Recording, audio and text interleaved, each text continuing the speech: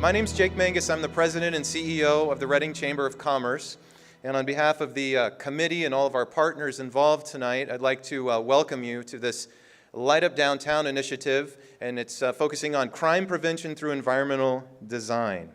And I think this is really an example of the Chamber and its advocacy efforts responding to the needs that we've heard loud and clear from our business community and community at large. So here are a couple of thoughts from me. People are making decisions as to where they shop and recreate based upon how safe they feel in any particular location. This is not an evening to talk about community deficits. This is an opportunity for you to learn what you can do as a private business person to help yourself to improve the environment around your business, to deter crime and improve safety.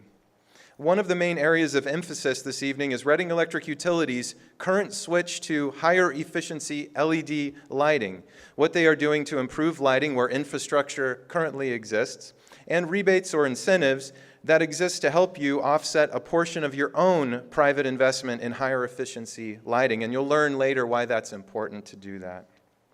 This is just a tease as to what's to come from our panelists, and we'll hear from them in a moment. But first I have to go through a few other things before we get to them, our main event.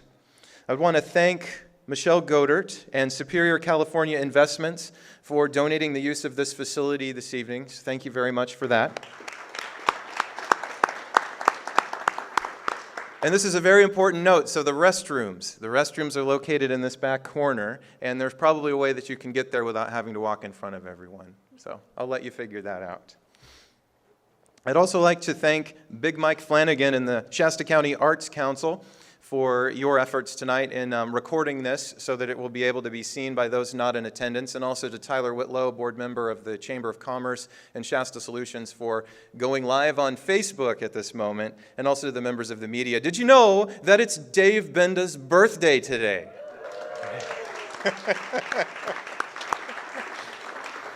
Happy birthday to David.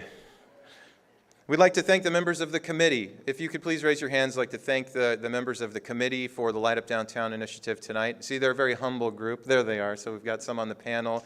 I'd like to thank you for this wonderful collaborative effort tonight. Recognize these exhibitors that you see. You can see that they're representing industries related to environmental design. And that brings me to this checklist. So the Chamber has put together this checklist in concert with our partners and the committee, and it includes a definition of crime prevention through environmental design. What is environmental design? There's a simple definition there, and also the top 12 ways that you, as a private business person, can help yourself and improve environmental design at your business location. And this, as a Chamber person, is very exciting. On the back side are a list of the Chamber member businesses that provide the either goods or services related to crime prevention through environmental design. So we encourage you to get more information from them. Many of them are present here tonight. And you'll have time following the presentation to go visit with them and get more information on cost and consultative approaches and how you can implement this stuff. There are question and answer cards on your chairs. So if someone would raise them up in the air, raise yours up in the air. So Joe Campbell, there you go. Okay, so Joe's doing what we'd like you to do. If you've got a question that you'd like to ask during the Q&A time following the presentations from the panelists, we have a couple of volunteers that will come over and help grab those cards and make sure that we get most of the questions answered as time allows. And now it's time to recognize our panelists. Each one will have about 10 minutes. Actually, they'll have exactly 10 minutes to present. And I will give you a 2-minute warning just to help us stay on time tonight. So I'd like to introduce first Captain Roger Moore of the Reading Police Department. And I'll go through all of them too, but you can come up. Okay. And I'll let him introduce the rest of his crew that's here in a moment. You can see them in uniform. Terry Moravec, Neighborhood Watch, right here, and volunteer with the Reading Police Department. Michelle Godert with Viva Downtown. She's a board member and also representing Market Street Promenade as the manager. Carrie Moore of Reading Electric Utility.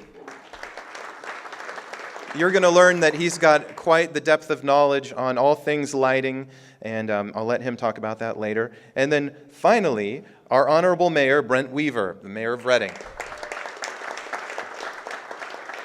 And of course, Brent, also being a downtown Reading property owner, can talk about the implementation of this and the success that he's had in that investment. So without further ado, I'd like to introduce our first presenter, Captain Roger Moore.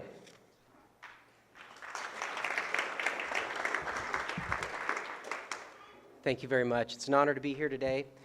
I kind of wanted to start out by thanking the Chamber for putting this on. This is a very important event. And I also want to thank all the volunteers who put this together, the city officials, and especially the business owners for taking time to come down here and taking part, a proactive part, in adopting some of these concepts that we're going to go through today. As we walk through my slides, I have about 10 minutes, and I'm going to try to make them very brief, so I'm going to be going pretty quick. So bear with me. Crime prevention through environmental design. Who has heard of that? Okay, a few people. That's good. We call it CPTED, right? So we don't have to say it all the time. It's a long kind of a title. The fact of the matter is, this is decades old. People have been using this for years. But in 1971, a gentleman by the name of Ray Jeffrey decided to put a name to it, and that was crime prevention through environmental design. And the ultimate goal of this is to take a proactive approach in deterring crime and improving safety. And as you can see, the exact definition they use is just that, a proactive approach to manipulate the physical environment and bring out the desired behavior of reduced criminal activity as well as reduced fear of crime. A couple of weeks ago, our cadets set out on a mission. It was kind of overseen by Lieutenant Barner, where we went around and did a downtown business survey, and you might have seen it on the news a little bit. We took kind of a different approach. We wanted our cadets to go out and take a look at some of your businesses at night to see what's happening at night. Does it need lighting? Does the shrubs need to be cut? Do you need fences? Are transients and criminals using your business as a place to do their business? So we want to stop that. So in the next couple weeks, we're going to actually be going out, making some personal contact with some business owners just to give them some recommendations on what we saw at night, because quite often you don't see your businesses at night unless you respond to an alarm call. So we did that for you, so we're going to be doing some follow-up as it goes. How CPTED helps us, the Reading Police Department. It helps us in a big way by reducing repeated calls for service for us. That's huge. That's one of the biggest things that we're looking for in this. As you can see, the Reading Police Department is pretty busy. We have about 96,000 calls for service a year and about 8,000 arrests, and we're going to probably surpass that this year. So we're extremely busy. That's why we need your help in this. Good news, we have a new municipal code. And a while back, some of our trespassing authority was taken away from us. Thanks to our city attorney, Barry DeWalt, he reached out to other agencies who had very good luck with this municipal code, so we adopted it into the city to regulate some of the behavior to help you guys. Also, we are going to be increasing foot patrol and bike patrol downtown, and that's nothing new either. But in the summertime, we usually like to roll this out when we have extra resources. What we're going to do now is once a week or maybe twice a week, we're going to be concentrating on the downtown area, some of the parks and the river trails, and being highly visible. And that's in large part thanks to our neighborhood policing unit back there. So I wanted to give them a shout and thank them for their hard work. If you guys didn't know, in a year and a half, they've surpassed 1,078 arrests. So that's worthy of an applause.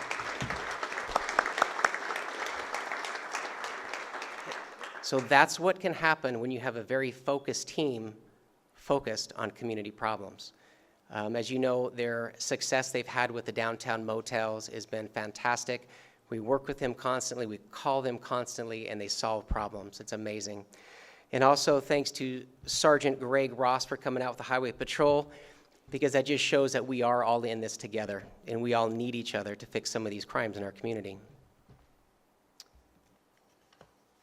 Some macro examples of what we're talking about. SIP-TED philosophy doesn't necessarily need to be over a business or a neighborhood, as Terry Moravec will talk about. It can be anywhere. Examples are convenience stores. They increase sales and reduce losses from theft.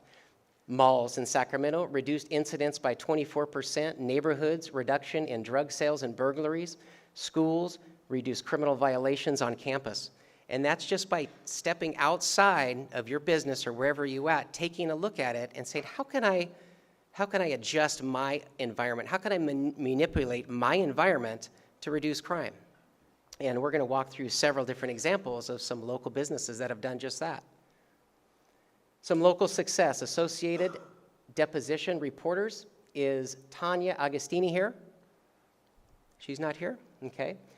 Big success. She recognized that some transients were using her porch to do some not so nice things. She decided to put up a fence, and I believe she has a robust security system as well. Very effective. Very effective. That invites the good folks and it keeps out the bad folks. I mean, that's in essence what we're talking about. Also, if you have a side of your building that's used as a thoroughfare for, let's say, transients or criminal behavior, think about ways to block that off. Another local success, Tri-Counties Bank manager Shelly Jordan. Is she here? Shelly's a great partner in this, and she's very excited. When Terry and I went out to talk to her, it got me excited at the stuff she was doing to her business, Tri-Counties Bank. She was having a problem with folks gathering simply to get water, but gathering a kind of a bad element to the city, and it wasn't good for business. So she decided to cap that off. Same thing with the theft of electricity. Let's cap those things off. Because if you're getting a crowd that's deterring your folks from coming in and doing business, we need to fix it. Also into the back of Tri-Counties was some alcoves where transients would sleep and again do drugs, do very bad things. And she decided to go ahead and gate this off and put a grate on top. Wonderful idea. It stopped the problem. Also, some of the dumpsters, grates over the dumpsters. What I learned from a friend of mine in solid waste today was for $52.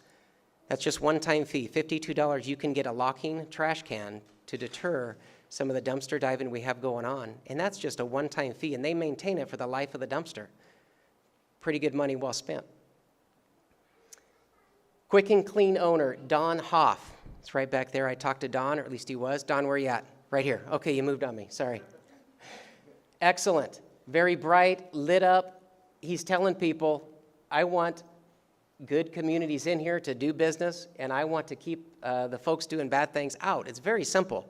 We got lighting up in strategic areas, and I'm going to leave the lighting expertise to Kerry Moore because he can talk all day on that subject. I'm not a lighting expert. I defer to him. But also, some high-intensity LED lighting over the entire place. It actually works wonderful. Not only with that, as we walked around to the back of Don's business, he showed us an area right before you drive into the car wash that had a lot of shrubs, trees, had a lot of trash, people gathering there, again, doing bad things, leaving trash, needles, or whatever behind. He trimmed all that up, pulled it up, and now as I drive by in my patrol car, I can look over there and visually see that it's cleared out, that I don't need to respond there, right? So that helps us out a lot. Okay, I'm going to hurry up, guys. Another local success, Gerlinger put up some motion sensor lights, or not lights, but camera system for us. In fact, as we were walking by there, the camera turns and looks at us and starts panning our way. Dynamite. Another one, Bryant Associates owner C.J. Carroll Stainbrook over on Cliff Drive. Not a bit of graffiti on that building. It looks great. She noticed that she needed some gates up top, so she put them in. She posted signs very clearly on the side of the wall that says, look, I'm going to come out and you're going to get my attention if you're doing any of these things. Keep moving if you don't belong here. In that culvert behind there, they did a great cleanup, so now we, as law enforcement officers, we can drive by and see if there's anything happening down there that used to be riddled with camps. That's a success. Good News Rescue Mission, my last slide, I want to give a plug out to them. Jonathan, where are you at? Jonathan's a great partner in this. What I didn't know until I went around with Terry was they have 9 different areas that he and his crew, and it's a program through Guest Giving Back program that goes out and actually picks up trash in our community, from the Mission to downtown. Great partnership, Jonathan, thank you so much. And on that, I'm gonna turn everything else over to Terry Moravec, who is definitely Volunteer of the Year, and she's helped me out with this and educated us so much, and it's been a great partnership with Terry. So Terry, I'll turn it over to you. Thank you.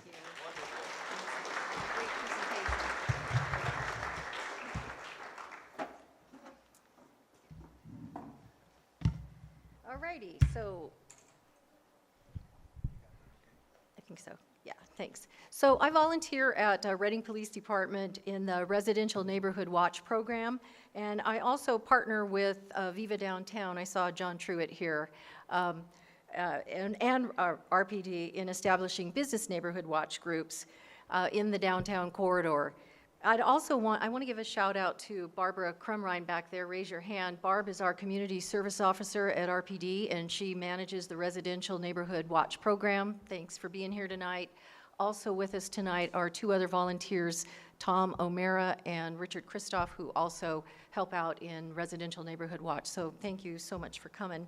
We also, I wanted to mention that our crime statistician at RPD named Mike Murphy does a lot of help for our little program that rounds out our very small group, with the exception of course, the support we get from our officers and our command staff. So thank you so much. Let's see. So what is a Neighborhood Watch program? It's an organized group of citizens that are devoted to crime prevention within that neighborhood. The goal is to achieve safe and secure neighborhoods through education and best practices of their citizens.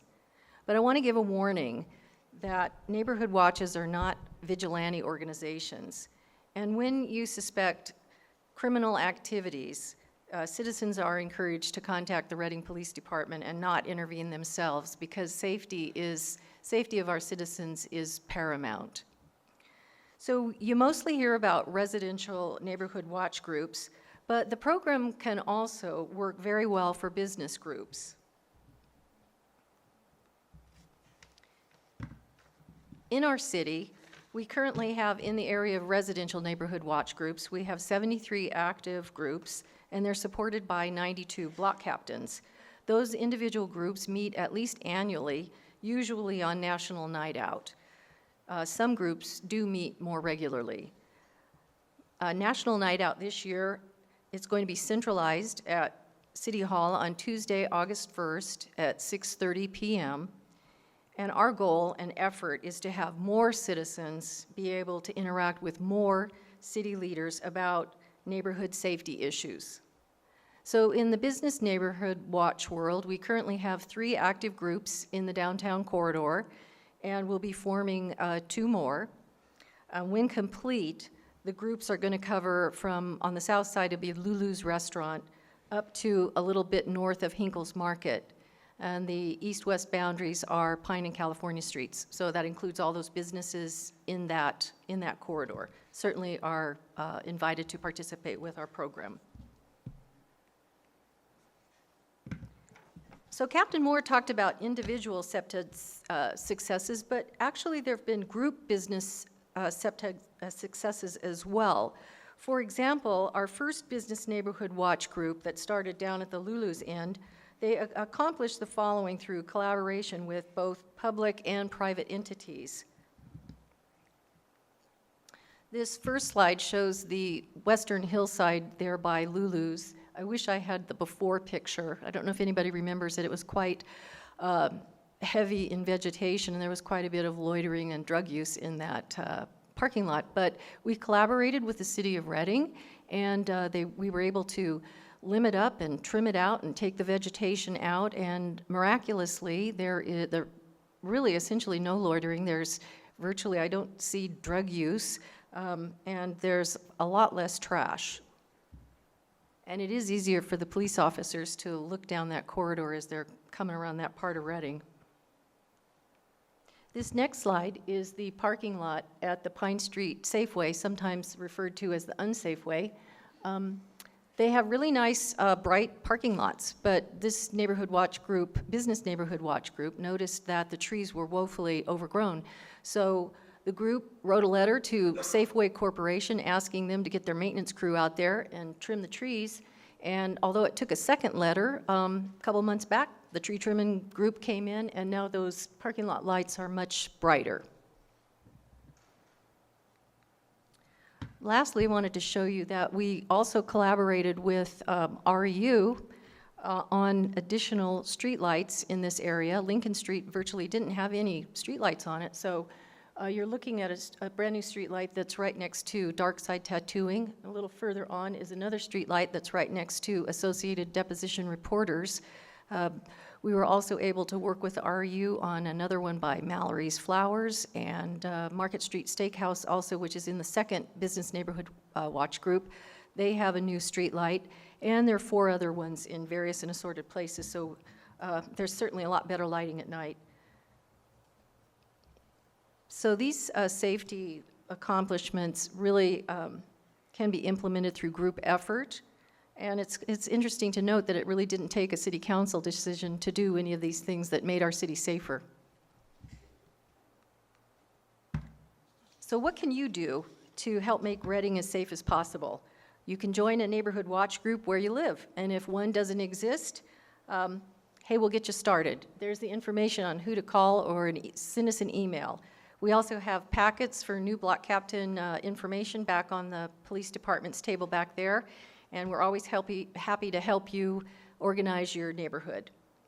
If you own or manage a business in the downtown corridor, join the Business Watch group in your area. And if you have questions on how to do that, you can just refer to the same numbers or email address. And you can implement as many CPTED ideas as possible for both your residents and business because the concept works for both.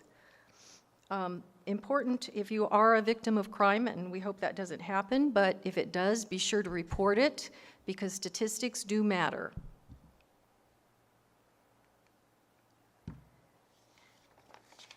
A few friendly reminders. Want to remind everybody that Reading is now a mid-sized city with mid-sized crime problems, and we have to adapt many of our behaviors to reduce crime by always locking vehicles, rolling those windows up, leaving nothing showing through the windows. You want to never leave a purse, a wallet, a briefcase, a computer, a cell phone, nothing in that vehicle. If you can, leave your front and back lights on throughout the night at your home or your business, and when possible, convert to LED lights for cost savings, efficiencies, and I'm sure you'd be happy to hear what REU has to say following Michelle's presentation. Be sure to remove your mail every day. If you can, convert to a locking mailbox. Super important to challenge your residential and business neighbors to do the same. If we all just map into those behaviors, think of how many calls for service we can reduce at RPD. Get them back to proactive policing. So lastly, if you see something, say something. The call goes to SHASCOM. They take all of our emergency and non-emergency numbers. And lastly, I want to say that together we will make a difference. Thank you.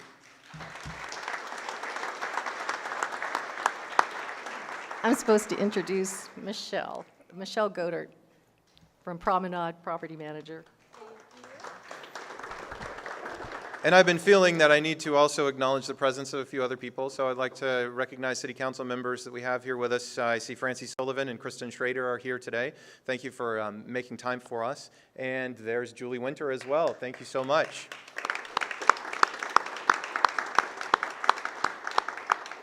And the city leadership here with us as well. We've got on the staff level, I see Larry Voppel, the Development Services Director, next to our new city manager, Barry Tippin. So thank you for spending your time with us this evening and investing in this.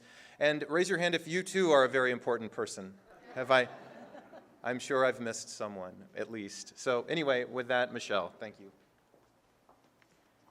Good evening. It's really great to see so many people out here, and I think you're going to take away a lot of valuable information. I just want to add to what you've heard from Officer Moore and Terry here. I wanted to just briefly touch on graffiti eradication. It's very important if your building or business is tagged with graffiti to get it removed or painted over as soon as possible. These artists like to come back and admire their handiwork, and if they learn that it's going to disappear as fast as they put it up, they're much less inclined to return to your place of business. Viva Downtown produced this little crime reporting resource guide, and the Chamber of Commerce was very kind to underwrite the printing of it. It has a lot of valuable information in here, everything from what information you need to be prepared to provide if you're calling 911 or reporting a crime to non-emergency dispatch. It has the numbers for non-emergency dispatch and the graffiti hotline and all that good stuff.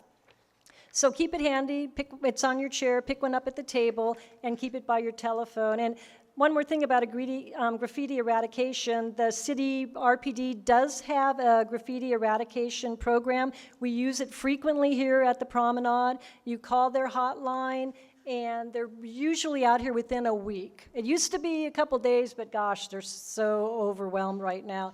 But it's a really good service. If you have a paint chip or a paint color, they'll match it exactly. Otherwise, they'll match it the best they can. So tonight you're hearing about appearances.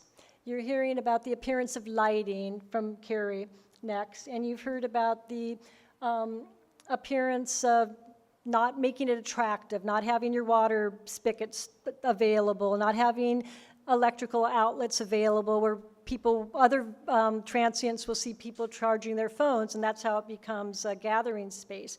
But I want to have you consider another way of enhancing appearances to deter crime, and that is by a visible security presence. Private citizens have long contracted for security presence, usually through homeowners associations or individual businesses and property owners have contracted. But there's a new trend emerging, and it started in Southern California, where business neighborhoods are contracting, joining together, collaborating to pool their monies to make having a visible human resource available to help deter crime. And several studies have shown that this works. There was a study done in 2011 by Duke University and the University of Pennsylvania, and they found that in Los Angeles, business neighborhoods, and it could be a block or it could be a district, business neighborhoods that deployed private security cut their crime by an average of 11%, and that's pretty significant in the Los Angeles area. And it works a little different. We've all been in a bank where you have a security guard there all day long hanging around. Now this idea that I'm discussing with you, multiple small businesses share one patrol officer's services, and they split the cost to make it affordable. And instead of utilizing a standing guard, they have a uniformed patrol officer that visits the district or the area periodically through the day, and it does work. It does prevent theft and vandalism and other crimes. And I can speak to that personally because 23 years ago, the individuals who own properties that abut the Promenade, what used to be the downtown mall, collaborated, joined together to do this very thing, to provide a security presence. And so for 23 years, we've had multiple visits, or we call them welfare checks, throughout the day, evening, and overnight by security. Very visible presence, and it's really worked. It's not a perfect situation, but it's an island here downtown that is a little quieter than maybe over by Library Park because it sends a message of zero tolerance. Our tenants here are authorized to call security directly. They don't have to go through me, the Promenade property manager. So they can just dispatch security by a phone call. They're here, and whatever bad thing that's going on is dispersed, and it's back to business as usual. The tenants really have appreciated having this program in effect. So when you're having your initial neighborhood watch meeting, or your business watch meeting, or you're getting to know your neighbors around you, because that's a big part of the Neighborhood Watch program, talk about the idea of collaborating for a private security presence.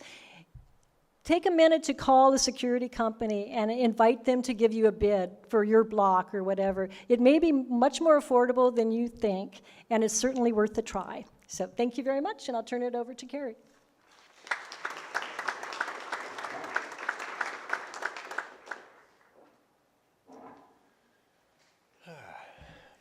Thank you, Michelle.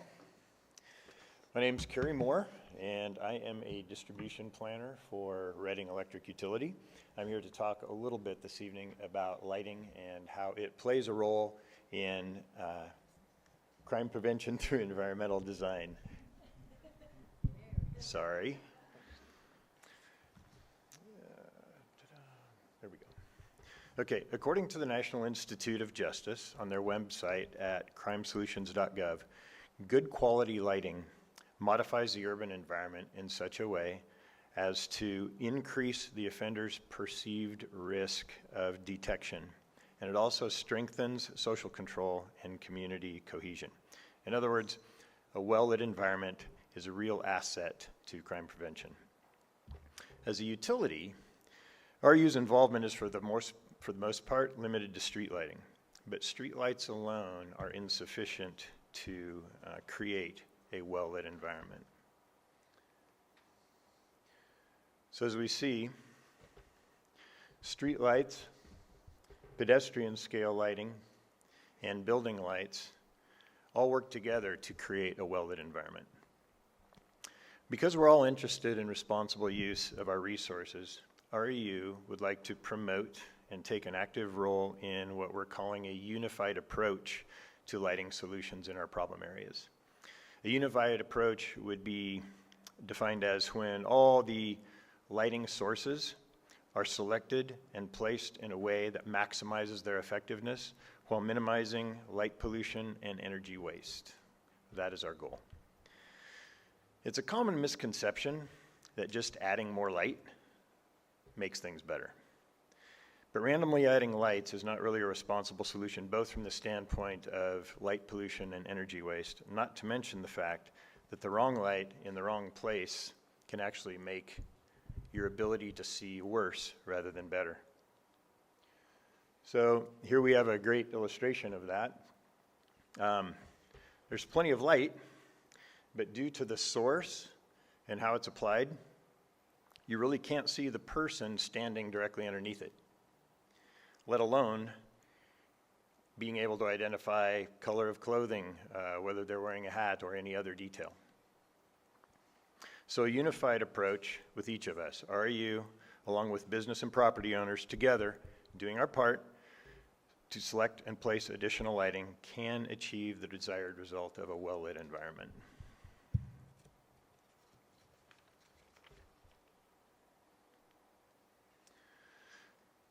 REU currently has 3 programs in place that can help facilitate a better lit environment. Right now, we're in the process of converting our high-pressure sodium lights, the orange ones, to energy-efficient LED, which offers energy savings as well as the ability for observers to see things more accurately.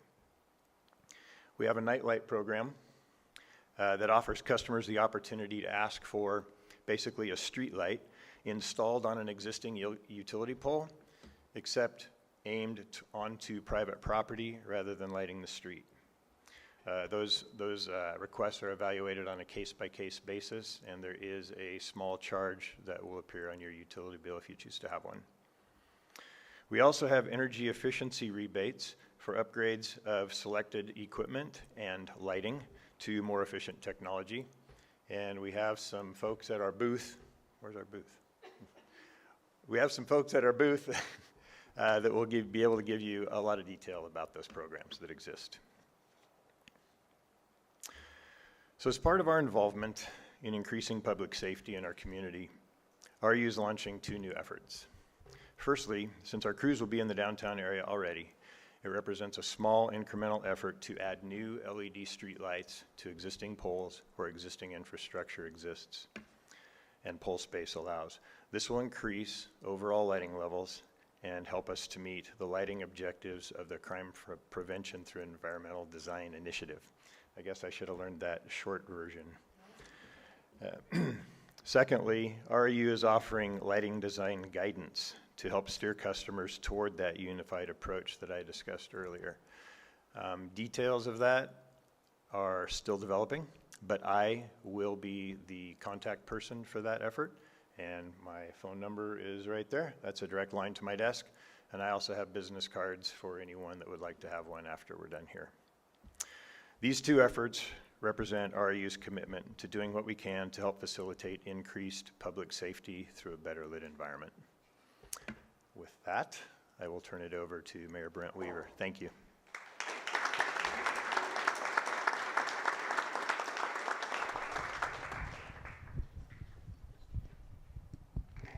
I don't do very good standing behind podiums. So, all right, here's a question for each of you to ask yourself here tonight. Are you a builder or are you a destroyer? And so here's how you can think about that. When you go to the beach, do you like to build the sandcastle or do you want to destroy the sandcastle? So I have 4 kids. 2 of mine are builders and 2 are destroyers. And actually, I think the answer is for all of us, I think we're all builders, or you wouldn't be here today. Whether you want to build a strong family, you want to build a business, whether you want to build a strong community, build a strong downtown. And unfortunately, we live in a society where 90% of our resources go to the destroyers. So we're going to have this discussion here tonight about things we can do that as builders we can do to protect ourselves, protect our property, protect our families. But our job should also be above and beyond the solutions we're going to talk about here is how can we get more of those destroyers to become builders? And that will be part of, hopefully, the community dialogue as we move forward. Another thing I want to talk about just quickly before I jump into some of my stories are increased ways of communicating with the public from the local government. So if any of you do not know by now, our new city manager, Barry, has launched his own Facebook page where he's putting information out there. He's sharing these video communications that he sends to the employees at the city. He's also going to put that on there so the community can know what he's talking with them about. And it gives a venue for people to, ping information, tell them what they think's great, what they don't think is great. And then one of the things I hope that as city councilors we're going to start to do a better job of is letting the community know which social media platforms we're on, which ones we prefer. I'll tell you, for me, it's Twitter. And the reason why I like Twitter is it's rare if I'm not at work that I'm going to sit down at my computer when I get home and respond to every single post. But if you want to ping me on Twitter, I typically always respond there, or if you want to send emails to the city council as usual, we can do that. Okay, so I'm here to talk about what have I done as a property owner downtown to make my building safer. And I have 3 stories. 2 that I think show that I slowly learned and became adept at what I could do to make my building safer and attract new tenants. And then a story where, quite frankly, I failed. And so hopefully there's some takeaway for each of you. Also, the person I'm speaking to all of you, but the one I'm really hoping to get to today is the one who's here who feels hopeless, who's in the weeds and is contemplating whether or not they want to stay at that building, stay on that block, or stay downtown, or even stay in the community with their business. So my stories happened before I got onto city council. So when I finished the Gateway building where the Kobe Steakhouse is, after about 2 or 3 years, I started having tremendous amount of problems. I had 2 cars stolen from tenants in there. I had probably 8 to 10 car break-ins over the course of about 2 years. I had transients sleeping in the back of the building. I had them sleeping in the front of the building. I had my, actually I don't want to tell you guys this, but there's like this lever you can pull and it shuts the power off to the entire building, and you can't lock it because it has to be there in case of some emergency. So I'd get calls at 2 in the morning, my power had been shut off to the entire building, I'd race down there. So I'll tell you, I was hopeless and I was frustrated and my head was down in the weeds, and I'll tell you some of the thoughts that were going through my mind. Gosh, do I need to sell this building? Is this where I really want to be? Is this worth it for my quality of life? And honestly, I don't know who I spoke to or where I might have got the ideas, but I started trying different things. So all the stuff that we've heard here, You got it all in about 30 minutes. It took me, I think, a couple years to figure out some of these lessons by trial and error. So the first thing I did was I upgraded all the lighting. And that was amazing what the lighting did. So by having increased lighting in the front and the back of that Gateway building, it cut down on the car break-ins and cars being stolen. And it greatly reduced the number of people sleeping in the back of the building. However, that did not solve everything with different transients sleeping in the front or the back. So I had to go a few steps further. One is I didn't have, because of the way that Gateway building sits, I didn't have people wanting to sleep in any of the planters or the vegetation, but what I had is just a ton of trash being put in all of my planters. And so part of it was my landscaping wasn't polished, or it wasn't nice. So I started getting on top of the landscaping, and it's kind of that broken window theory. If you see a few pieces of trash or you see a broken window, then you think it's all right to break more windows or throw more trash down. So as soon as I got the landscaping better, that cut down on the trash. The other thing is, up front, I did think about this when I built the building. Instead of just doing like a normal stucco finish that if it got graffiti or a marker on there, I did the elastomer stucco so that if it got tagged, we could paint over it quickly. And you know, the first 5-6 years of owning the building, it got tagged probably 5 to 10 times. So we just quickly got out there, painted on it, and you know, I'm actually going on a couple-year run right now where I haven't had it tagged. Okay, but I still had in the front of my building, if you notice, as you go down from the Kobe restaurant, it has that little alcove in there, and that's where I've had everything from transients, lighting fires in the evening, the needles, defecation, urine, all of that. So the extra lighting on the front of my building didn't do it. It didn't get them out of there. So I finally had to get past the Weaver gene in me, which is incredibly cheap, frugal, and I hired North State Security. And for that $200 a month that I started paying for that every morning visit, it improved my life 100-fold from getting that phone call first thing in the morning that, hey, looks like somebody lit a fire on the side of your building, or there's this present sitting for me when I open up the door. I also had the water hose spigots there, and so I had to switch them out from just the normal nozzles so you know people can come there and just turn on the water. So that was that building. At my Pine Street building, just a half block over this way, all the same stories. So I got better lighting.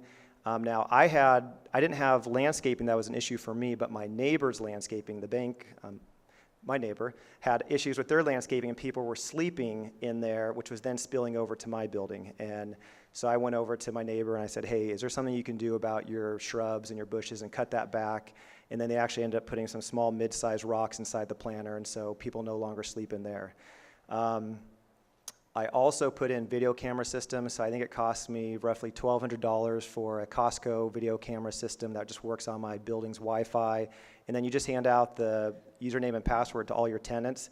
So instead of them calling me, which is what I didn't want, having to go back and look at some type of recording later in the evening, they all now have access to the system and they can go back in there. And that's helped tremendously with if there was anything that might have happened to a car, break-in or what have you. So those stories I'm sharing with you. Oh, and then in front of the Pine Street building, we had a lot of people that would stop and plug into the light pole, so the City of Reading's light pole, and they would charge their phones. And so we reached out to the city and had them shut off those electrical outlets. So North State Security, better lighting, vegetation management, electrical outlets, water hose spigots. I'm going on a couple-year run right now where those buildings haven't had car break-ins, haven't had thefts. I'm not having transient sleep on the front or the back of the building. So I've gone from like being completely hopeless, wanting to potentially get rid of those buildings, to I'm glad I own them. They're an investment for my family, for me, and I'm excited about that. So the next story is one of my failings. So this was a building by Cascade Paint. So you got Division Street right there, and let's see, it's got across from Empire Recovery Center. Jamie Lynn owns it now. So the bank had called me a couple years ago, and about 4 or 5 years ago, and said, hey, we got this building, it's in foreclosure, will you buy it? Turned him down. It went back and forth a few times. Finally, the price got to where I had to buy it. So I buy this building, and it had basically assisted living, assisted income tenants in there. And while I didn't think that I was equipped to be a landlord of that building, at the time it had a day center, Northern Valley Catholic Social Services, next door. And they said, hey, most of the people in that building are our clients. We're going to help you. We'll be in that building with you. I had no idea what I walked into. It was a complete hornet's nest. So what I didn't understand about that demographic, which was different from my newer buildings I told you about, is I wasn't equipped for the needles. I wasn't equipped for the tenants who would let 20 other people in the evening and what would take place in the hallway. That went on for about a year and a half. I had somebody actually pull a knife out on me one night, and that one got to the point where I had never had to call the police on my other buildings, but this one I probably called 10 times in like a 3 to 5 month period of time, and that one finally got to a point where I said, all right, I'm selling it because I can't get on top of this building. But the lesson is this. It took somebody that had to rethink about how they used that building. For me, I was in the weeds, and I was so focused on the problems that building was creating for me that I couldn't get over that hump to the solution. So I sold it to a good friend of mine, Jamie Lynn, which wasn't that good of a friend if I sold him that building. But I didn't tell him how bad it was until after he bought it. So he buys the building, and he starts critically thinking, all right, this sucks. You know, everything that Brent didn't tell me about is happening to me now. So he stops, gets 10,000-foot elevation, starts thinking about what can I do to change the trajectory of this building and this investment I just made. So he kicked everybody out, remodeled the inside, and now it's full again, but it's got responsible people living in there. It's got businesses on the bottom ground. And I'll just say this, sometimes you got to carpet bomb something and rethink the use of it. We see that with some of our public parks right now in discussions we're having. And sometimes with a building, you got to say, is that use, is it worth owning? Am I being a good neighbor to the person next door? So I think there's times when that comes about. And so if you're in a building and you're getting a spillover effect from another building, you better get on that neighbor, the owner of that building, and say, hey, you're causing me a lot of grief because, and quite frankly, my neighbors should have done that to me when I owned that building and said, hey, you're not getting on top of this. Okay, last one, my lumber yard. So, I took over Moss Lumber about 5 years ago. And crazily, when I took over, that's an 11-acre site. There was no fence around the back 9 acres. So you could literally drive in the middle of the night, load up the lumber, and be out of there. And so that's living like, it's still the 80s, it's still the early 90s. And so first thing I did was, I put up this fence around the back 9 acres, and I thought, okay, I'm way farther ahead than the Moss family. All my problems are going to go away. So this past year, we got hit about 5 or 6 times in the course of about the last 6 months, and the tune of about $30,000+ of equipment, tools.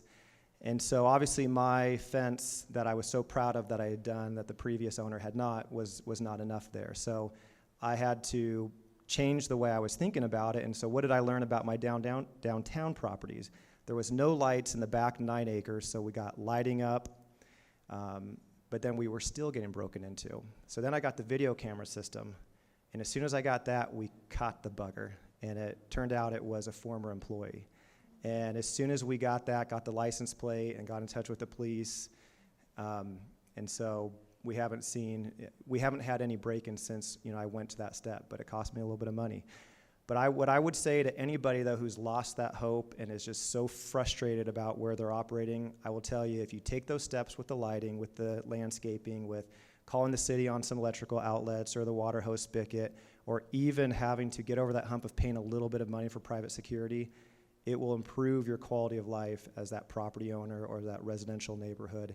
And as Terry said, it's something that you don't have to wait for the city council to decide, that you can actually make your business or your place better. So with that, go home, talk to your kids, find out if they're builders or destroyers, and see if you can get them over to the other side. Thanks for being here.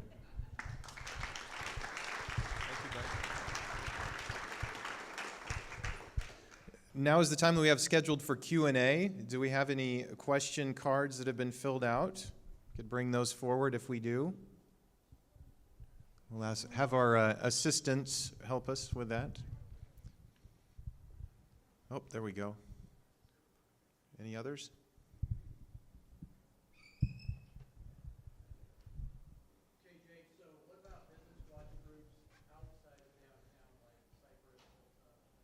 Okay, so the question was, what about business watch groups outside of the downtown in Hilltop, Bocelli, other parts of town?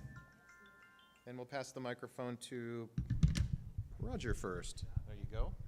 Well, my idea or my vision for this is to take this exact platform and move it around to different business districts. I think this is an outstanding representation of what we want to see in the city, and people are taking proactive steps to fix the problem.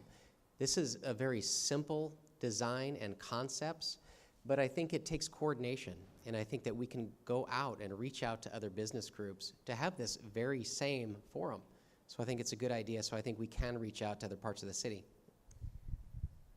I'd just like to add, I would like to give a shout out, if Shelley is still here from Tri-Counties, there she is. Thanks to her, she's taking ownership in being our block captain for our second Downtown Business Neighborhood Watch Group, and also Ted Palfini right here in front of me has taken ownership for the third Business Neighborhood Watch, because not any one of us can accomplish what we'd like to for our city. It takes working together, and in the Neighborhood Watch template, it takes leaders that step up and work with their business neighbors or their residential neighbors. So, we'll see how it goes in the downtown. I think it's a template that works in other places of Reading as well, and I would encourage you, if you're in some other place in Reading besides downtown and you would like to look at it, give us a call, send us an email, and we'll see what we can do. And I'm repeating the questions for Mike Flanagan running the camera. So, Jay, how does posting no trespassing, no loitering, private property signs help with police calls? How does posting no trespassing, no loitering, etc. signs help with law enforcement enforcement? I can just take the first part of that. It gives us some teeth. It gives us the right to act. It tells us as law enforcement officers when we're coming up to a building that you've posted it properly, first of all, and that's a big statement for us. You want to be a willing partner in prosecution of some of these crimes, and that's how I see it from our end. It makes our job a lot easier. Roger, Terry, can you discuss the process of getting a sign posted? Sure. Back at the police department station back there where Barb Crumrine is, we have forms called consent to enforcement forms, and also examples of the 3 various signs that you can post on your business, which provide the teeth for law enforcement if necessary. If you have someone trespassing on your property, for example, and they're not leaving, you can contact the police department. Your forms that you will fill out and you will have notarized and you will return them to the police department will go on file, and the cadets will go out and make sure that your building has been properly signed. And then those forms actually go on file in the police department and goes onto the fancy computer gadgets that's in the vehicles with the police department. Am I right on that, Captain Moore?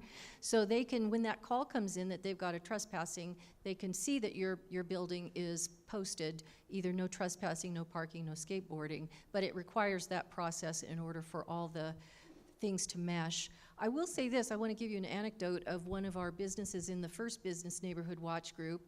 They went through and did the signage, and now, because they have the sign, actually it was Bryant Associates, now that they have those signs on the building, her employee, if there's transient activity in the culvert there by Hill Street or on their property, she goes out and she just points at the sign and she says, do you want me to call the police or not? And usually, she has told me that just because she can point at that sign, the individuals typically will leave the premises. So that's it about consent to enforcement signs, and I hope you'll take advantage of it. And it really helps us too at night when you're not there. It says that we have the full right to go ahead and make an arrest on that. Also, a lot of this information, these important links and the information on the PowerPoint and so on, we'll be sharing with you. We have begun to build this particular section of our website, the Business Solutions Center. There's a box on there called Crime Prevention, I believe, and you can click on that. And Katie and the team, she's building that out for us at the Chamber of Commerce. Another question? Yeah, so we have another question. Somebody broke the rules, but I know the person, and I know she'll probably have a intelligent question. So I'll let Megan on. Stand up and ask her an easy question. Yeah. I started to write it down and I was like, this is more of a comment than a question and it's too long and I can't write it all out. So thanks for breaking the rule for me. There you go, Megan. Thanks. So my name is Megan Kahn, and I know many of you in the room. I live on the corner of South and Canal, and so you know I see this stuff at my house all the time. I'm active in the Garden Tract neighborhood group, and I also work at Turtle Bay. And so I've seen a lot of crime happening down there too. And when I heard that this was going on tonight, I was like, oh, this is an interesting opportunity for Reading, because we're in this area in far northern California that's surrounded by very, very dark skies. So you think about places like Modoc County over in the Redwoods, and it's really dark. And Reading's kind of the last glowing center in our area. And so there's other communities around the country like Flagstaff, Arizona, and Borrego Springs, California, that are in these dark sky areas that have neighboring national parks. Like we have Lassen, that are making a concerted effort to actually dim down the lights in order to attract tourists to the area. So they're called International Dark Sky Communities. And Reading is just situated in the perfect spot to become one of these International Dark Sky Communities. And so I wanted to give a shout out to everyone here tonight that the message wasn't just, let's just light it all up like a torch in Reading, because studies have found that that's not necessarily always the best way to do it. There's some other solutions. Plus, the International Dark Sky Association has an amazing website that makes it really easy if you're a residential owner or a business owner to go on there and see what kind of lighting solutions they recommend. It's so simple. So instead of like the big globe lights, Carrie's shaking his head, we've talked about this, instead of the big globe lights that cast a lot of light up, they suggest shielding the lights downward. Instead of having a light that glows 24/7, they suggest having the motion detectors, which we've installed at our house. And so I just wanted to say as a comment and not a question that if you're a business owner or a residential owner that wants to help attract more tourists to come to Reading and our surrounding areas to take advantage of the dark skies, like the Lassen Dark Sky Festival, and you're trying to choose lights, make sure to visit the International Dark Sky Association website. They have like a super easy graphic that's like this, not this. All right, thanks y'all. Thank you, Megan. Question? This was probably question probably motivated by you, Frank, Mayor Weaver. So, in your opinion, how could Angelo's or Wendy's Mayor Weaver, in your opinion, how could Angelo's or Wendy's stay in business? That's sort of my question, too. So sometimes you don't answer questions straight on. I would just say this. There's personal responsibility. And I think that's part of what comes in here tonight, which is we have safety nets built into our federal government, our state government, and even our local government. But ultimately, personal responsibility should trump all of those. And because I don't know the inner workings of the downtown Wendy's and the management system they have and the new owners of Angelo's, I won't comment on management styles or this or that, but I will comment that without being controversial, I will say this. I don't think a business, I thought it was unfair, quite frankly, in the newspaper when it was discussed. I left because of transient activity. I personally just disagreed with that without being controversial. And here's why I disagreed with that. So I've been down here doing business for 10 to 12 years, and so I've had my experiences. And doesn't mean that I'm right, I've just had my experiences. And I've seen tenants in my buildings, I've seen tenants in my friends' buildings thrive in downtown. Doesn't mean it's perfect. Doesn't mean I don't have dear friends who I went to school with who aren't having problems at their medical building. But what I will say is if you take the steps that we've seen here, along with being a really good business operator, you can make it.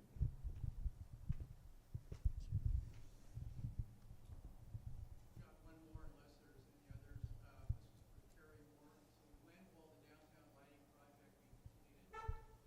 So for RU and for Carrie Moore, when will the downtown lighting project be completed? Well, that's a really good question. The answer is I don't know. But I can tell you that it is starting now within, if it hasn't already started, within the next week or two, our crews are scheduled to be replacing LED lights, replacing the existing lights with LED lights, and we'll be adding lights as they go. And however long that takes, that's what it takes. Seeing no other hands going up, oh, we do have a hand going up, okay. Okay, we actually can allow one last question, and this is perfect time, so.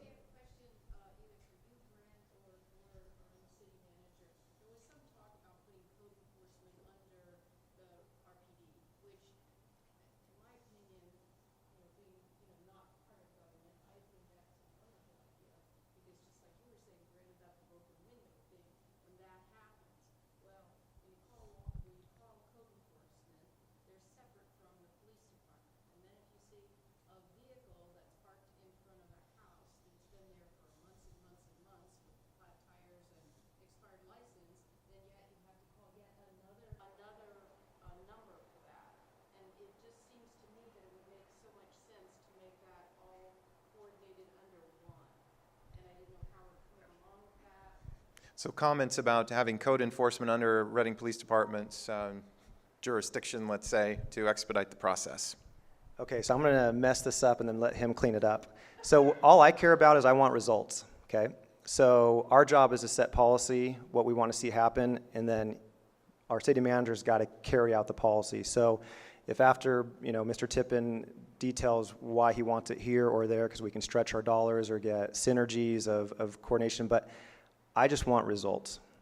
And I'll tell you, when I'm long gone after city council and I'm driving by the Americana and that's switched into something new, or the Reading Inn, or soon when I go up to C.R. Gibbs with the new hotel going up there, those are things I take great pride in, and I want to see more stories. I know you want to see more stories like that. So, Mr. Tippin. Thank you. That's a great question. As everybody probably knows, that's in the grand jury report. So it's suggested that there's 3 departments. There's actually 2 departments. The 3rd department only gives money. So there's no involvement in terms of supervision or anything else. They provide funding for the code enforcement activities. What I would say is that we're studying that in earnest. So we're not just going to say that what we do today is the best way. We're studying that in earnest. But you also have to keep in mind that code enforcement is a very, very broad spectrum. We're looking at code enforcement now as it relates to encampments, illegal encampments, or other illegal activity that may be happening in homes, or homes that need to have some code enforcement activity because of the element that it's drawing to it. But code enforcement is also, I'm not happy with my neighbor's fence. My neighbor has a fence and it's supposed to be 6 foot tall. He built an 8 foot tall fence between us. That's code enforcement. I'm not sure we want our law enforcement officials and supervisors dealing with those elements of code enforcement.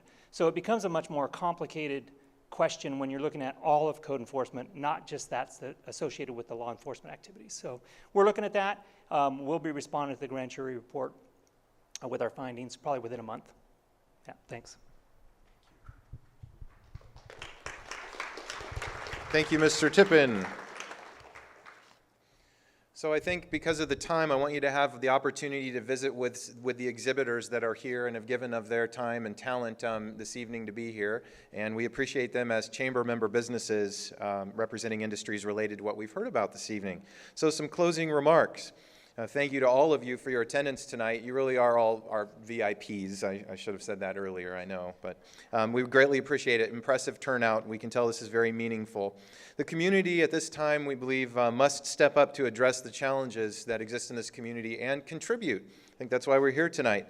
Crime prevention through environmental design is just one example of that. The days of expecting government to solve all of our problems are over, and I believe that in Redding, California, we never really believe that to be true anyway, because we are a, pick ourselves up and get things done type of community. Today, we must work together collaboratively, and what a great example tonight of that. We're in this together. It's our city, our neighborhood, and our chamber. So have a great night, everyone.